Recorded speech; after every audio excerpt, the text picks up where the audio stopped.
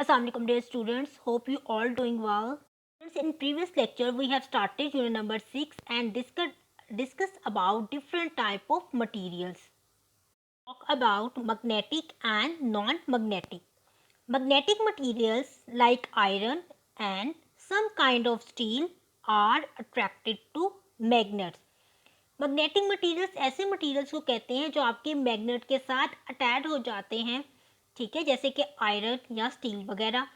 Magnet से आप सब फेमिलियर हैं, मैग्नेट को हम उर्दू में मकनातीस कहते हैं और जो मटीरियल्स भी मकनातीस को अट्रैक्ट करते हैं उसके साथ अटैच हो जाते हैं उनको हम मैग्नेटिक मटीरियल्स कहते हैं। स्टूडेंट्स यहाँ पर आपको एक मैग्नेट की जो है वो पिक जो है वो शो हो रही होगी, ठीक है। अगर आप इसके बाउंड्रीज पर देखें, कॉर्नर्स पर देखें तो ये नील यानी कि कील जो है इसके साथ अटैच है।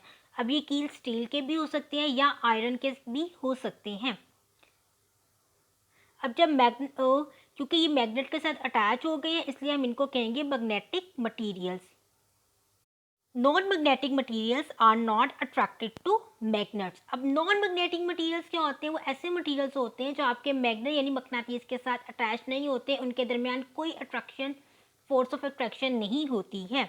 यहाँ पर आपको कुछ नीचे डायग्राम नज़र आ रही है, जैसे बॉटल है, बॉटल ये प्लास्टिक की बनी हुई है और ये मैग्नेट के साथ अटैच नहीं होती, ठीक है। उसके बाद आपके पास एक ब्लॉक है जो कि वुडन ब्लॉक है, ठीक है, ये भी नॉन मैग्नेटिक है। और थर्ड पे आपके पास इरेजर है, ठीक है, जैसे जिसको आप सब इरेज करने के लिए यूज़ करते हैं, ये भी एक नॉन मैग्नेटिक मटीरियल है।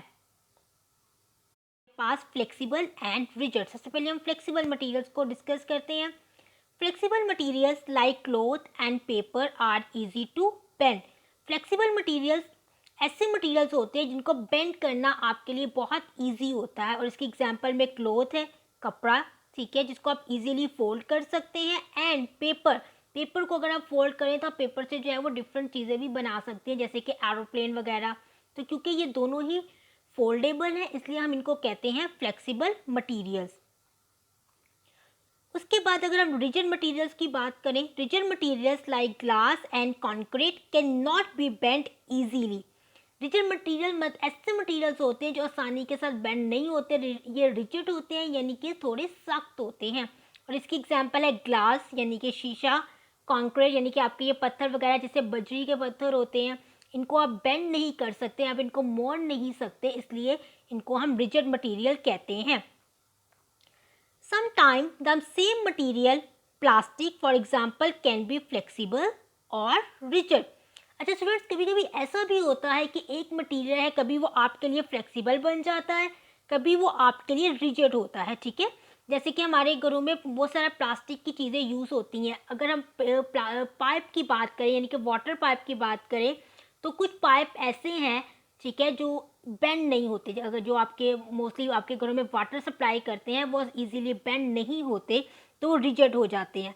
लेकिन आपके कुछ घरों में ऐसी भी प्लास्टिक की चीज़ें होंगी जो आसानी से बेंड होती है, जैसे कि स्ट्रॉ, जिसको आप जूस वगैरह में यूज़ करते हैं, वो उसमें समटाइम कुछ स्ट्रॉ ऐसे होते हैं जो स्लाइटली बेंड होते हैं, ठीक है, होता वो भी प्लास्टिक है, तो वो भी पाइप प्लास्टिक होते हैं। लेकिन कुछ केसेस में कभी कभी प्लास्टिक फ्लेक्सिबल होता है और कुछ में रिजिड होता है।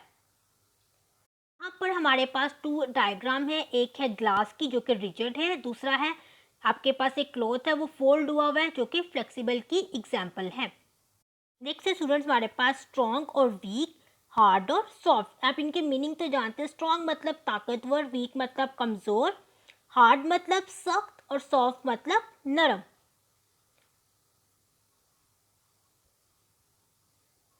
Strong and hard materials like rock and stones are difficult to scratch or break.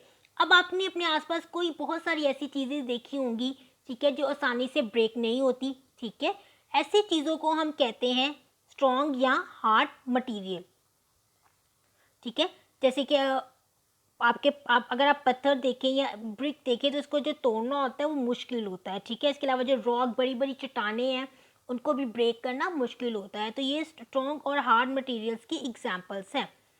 Some things are soft, कुछ चीज़ें नरम भी होती हैं। Something can be hard to touch but easy to break. अब कभी कभी कुछ सिचुएशन ऐसी भी होती है कि कुछ चीज़ें हमारे लिए जो इनको हाथ लगाएं तो वो बहुत जो आपको सख्त लगती है, लेकिन इनको ब्रेक करना इजी होता है।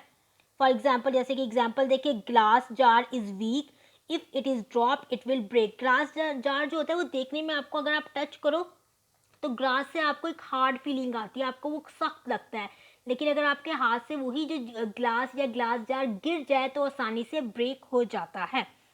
अगर आप यहाँ पर नीचे देखिए तो आपको बहुत कुछ एग्जांपल्स हैं, ठीक है। ये कुछ कॉइन्स वगैरह यहाँ पर पड़े हुए हैं, ठीक है। उसके बाद कुछ स्टोन की जो है आपको पिक नज़र आ रही हैं, ठीक है। ये हार्ड मटेरियल्स की एग्जांपल हैं। सो इस लेक्चर में आज के लिए इतना ही। अब हम आते हैं अपने वर्कबुक की तरफ।